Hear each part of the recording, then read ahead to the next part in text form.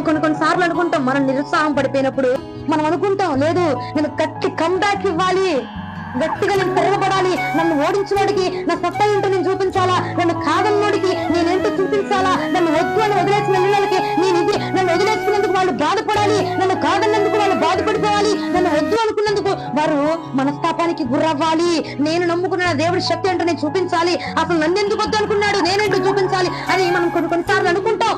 కానీ అది ఎప్పుడు జరుగునో నేను చెప్పన సంగమా, క్రీస్తుతో కూడా ఉన్నప్పుడు మాత్రమే అది సాధ్యపడవచ్చు ఉన్నది. ఇంకా మనం ఉంటే మన కంబ్యాక్ ఒకంతగా కాదు రెండింతలుగా మేలుగా ఉండిపోద్దండి. యోబు యొక్క కంబ్యాక్ ఎలా ఉంది? రెండింతలుగా. నీ కంబ్యాక్ కూడా అంత గట్టిగా రావాలి. అంత గట్టిగా మనము నిన్ను ఓడించిన వాడి దగ్గర, నిన్ను మాట్లాడిన వాడి దగ్గర నువ్వు తిరిగి లేవనెత్త పడాలంటే, నీ కంబ్యాక్ అంత గట్టిగా ఉండాలంటే మనం ఎవరితో ఉండాలి? క్రీస్తుతో పాటుగా ఉంటేనే మనము జయధ్వని పతాకాన్ని ఎగరవేయగలుగుతాం.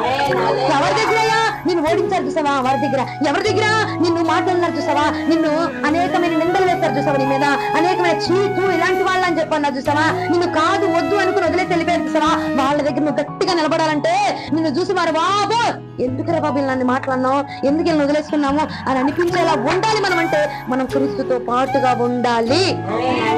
అప్పుడు మాత్రమే మన కంబ్యాక్ గట్టిగా ఉంటుంది.